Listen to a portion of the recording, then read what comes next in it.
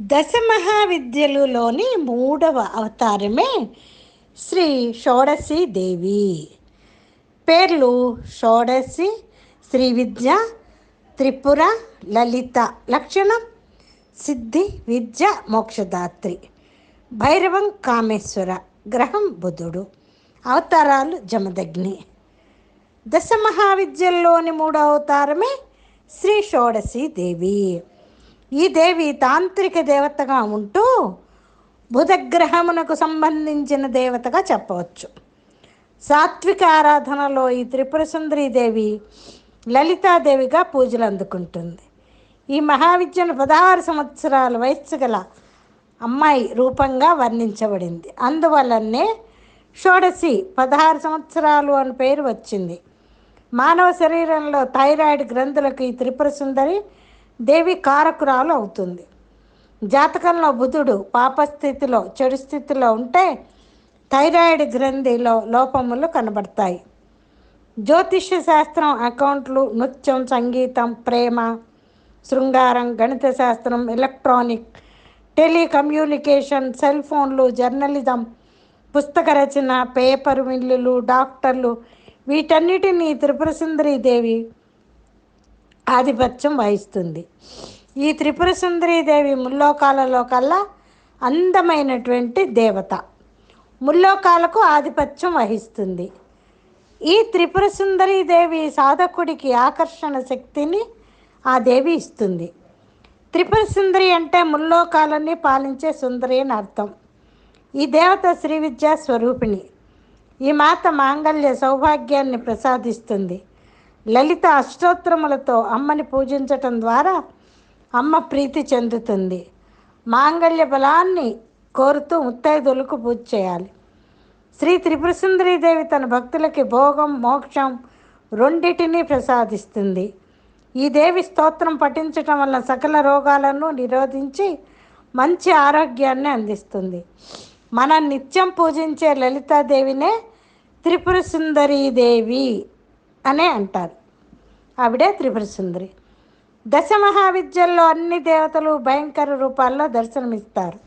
కానీ త్రిపుర దేవి కమలాత్మికాదేవి అమ్మవారు మాత్రమే సౌమ్యంగా, సుందరంగా, అందంగా దర్శనమిస్తారు. త్రిపుర దేవి చేతిలో చెరుకు గడ, విల్లు, అంకుశం ధరించి ఉంటారు. లలితాదేవి తాంత్రిక రూపమే త్రిపుర దేవి. సాధారణ దేవతకి తాంత్రిక దేవతకి తేడా ఏంటంటే, సాధారణ దేవతని స్తోత్రములతో పూజిస్తారు. తాంత్రిక దేవతల్ని బీజాక్షరి మంత్రంతో సాధన చేస్తారు.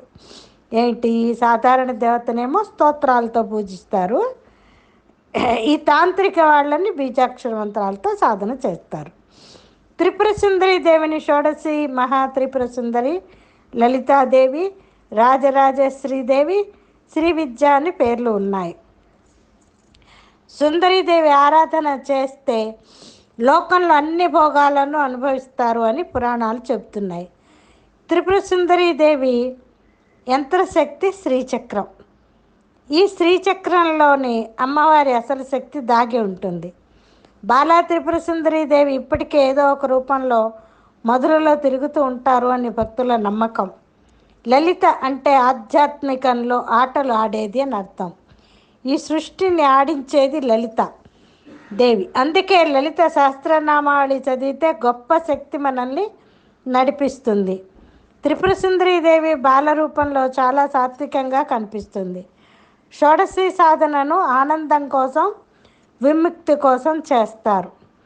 షోడశి రూపంలో ఉన్న త్రిపుర దేవి సాధన శరీరం, మనస్సు మరియు భావోద్వేగాలకు నియంత్రించడానికి బలాన్ని అందిస్తుంది. కుటుంబ ఆనందం అనుకూలమై జీవిత భాగస్వామి మరియు శక్తి కోసం షోడశి సాధన చేస్తారు.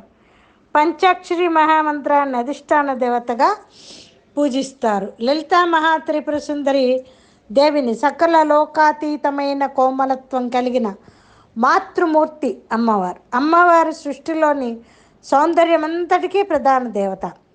ప్రాచీన కాలంలో బ్రహ్మ, విష్ణు, మహేశ్వరుల చేత పూజించబడింది కనుక ఈ దేవి త్రిపుర ప్రసిద్ధి చెందింది. త్రిపుర ప్రసిద్ధి చెందింది. త్రిపురారి అయిన పరమేశ్వరుని భార్య కనుక ఈమె త్రిపుర సుందరిగా పూజించబడుతోంది. శ్రీ షోడశి మంత్రం: హ్రీం కయే ఈల హ్రీం హసకహల హ్రీం. హ్రీం కయే ఈల హ్రీం అసకహల హ్రీం సకల హ్రీం. శ్రీ షోడశి గాయత్రి. మళ్ళీ చెప్పుకుందామా? షోడశి మంత్రం: హ్రీం కయే ఈల హ్రీం అసకహల హ్రీం సకల హ్రీం. ఇప్పుడు షోడశి గాయత్రి. ఓం త్రిపురాయై చ విద్మహే క్లీం కామేశ్వర్యై చ ధీమహి తన్నో సౌస్థన్న ప్రచోదయాత్. క్షేత్రపాలకుడు పంచవక్త్ర భైరవుడు. ఓం హ్రీం హ్రీం సకల హ్రీం పంచవక్త్ర భైరవాయ నమః. ఓం పంచవక్త్రాయ పంచభూత సృష్టికర్తవే మహాభైరవాయ స్వాహ. గ్రహం శుక్రుడు. ఓం ఐం జం గం గ్రహేశ్వరాయ శుక్రాయ నమః స్వాహ. ఓం శాం శ్రీం శూం దైత్యగురో సర్వాన్ కామాన్ పూరయ పూరయ స్వాహ.